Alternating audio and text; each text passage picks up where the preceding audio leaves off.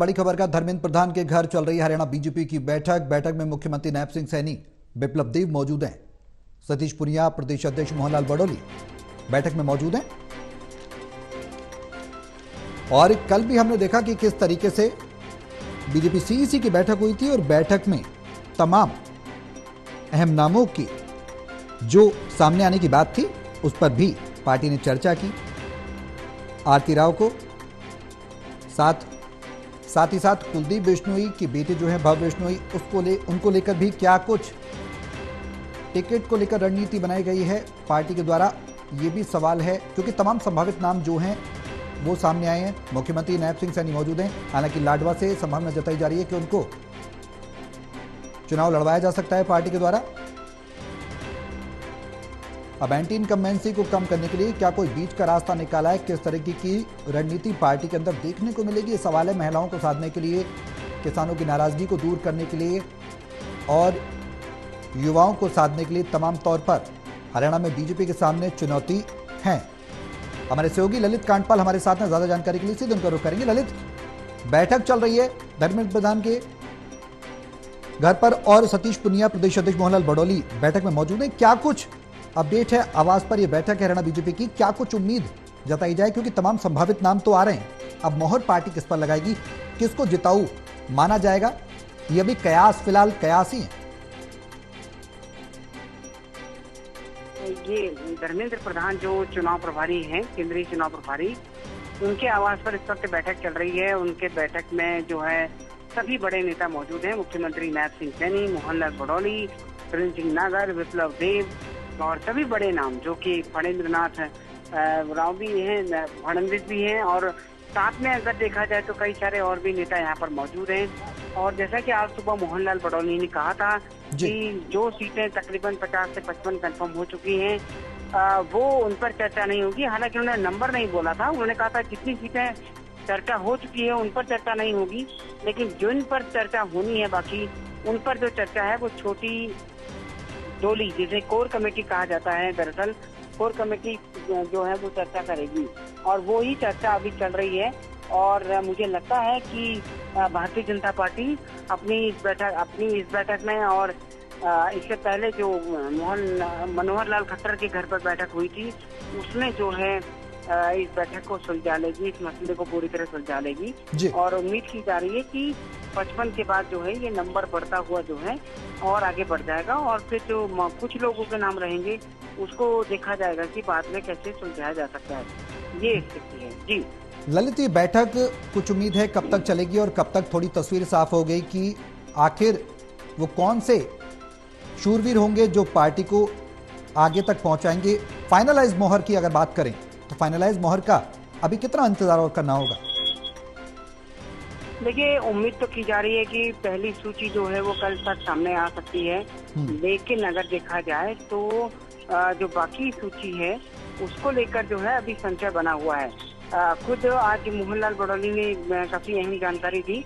उन्होंने ये भी बताया कि जो नाम क्लियर हो चुके हैं उसमें सारे नामों को एक साथ जारी नहीं किया जाएगा, वो पार्टी अपनी रणनीति के हिसाब से तय करेगी।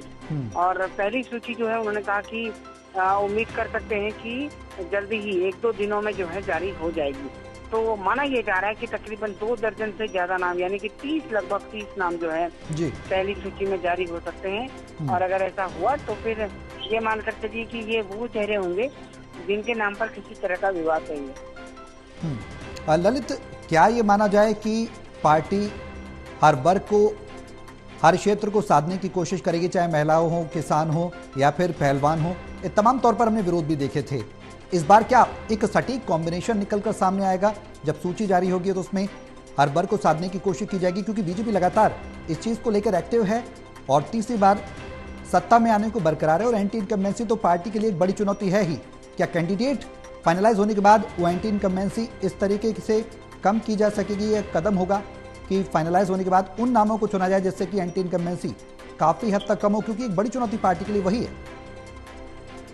देखिए, जहाँ तक आपने कहा कि समाज के अलग अलग तबकों को साधने की बात है, तो वो तो होता ही है चुनाव में, क्योंकि हर जगह पर एक ही जैसा समीकरण नहीं होता है, हर सीट पर अलग समीकरण होता है। तो इसीलिए सीट बाय सीट चर्चा होती है, और सीट बाय सीट चर्चा होने का मतलब यही होता है कि किस तरीके से चर्चा होती है, उसमें देखा जाता है कि आखिर इस सीट पर किस तरह का जातीय समीकरण है, पहले क्या रहा है, पहले बीजेपी कांग्रेस की क्या परफॉर्मेंस रही है, और अभी लोकसभा चुनाव में क्या परफॉर्मेंस रही है। तो इन सारी चीजों को अगर ध्यान में रखा जाए तो उसको देखते हुए जो है टिकट वहाँ पर फाइनल होती है। अब देखना ये होगा कि किस तरीके से जो है यहाँ पर टिकट का बंटवारा होता है।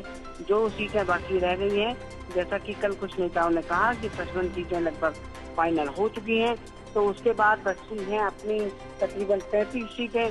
तो 35 सीटों पर जो है चर्चा होनी है, और 35 सीटों पर चर्चा में जो है अब कैसे ये सारी चीजें आगे बढ़ती हैं, ये थोड़ा देखने वाली बात होगी, क्योंकि थोड़ा समय और लगेगा, हम ये मानकर चल सकते हैं। लेकिन इस बीच ये भी हम कह सकते हैं कि पहली सूची जल्दी आ जाएगी। जी ललित, इस बार अगर हरियाणा में देखा जाए सहयोगी दल हैं, खासकर हलोपा है, हरियाणा लोकहित पार्टी, और जयंत चौधरी की पार्टी भी है, ऐसे में आरएलडी भी है, तो क्या जाटों को साधने के लिए कुछ विशेष रणनीति तैयार की जाएगी? क्योंकि कांग्रेस लगातार जाटों को लेकर लामबंद है और बीजेपी के लिए सबसे बड़ी चुनौती वही है कि जाटों को साधा जाए, तो क्या उस पर भी विशेष तौर पर फोकस रखा जा सकता है?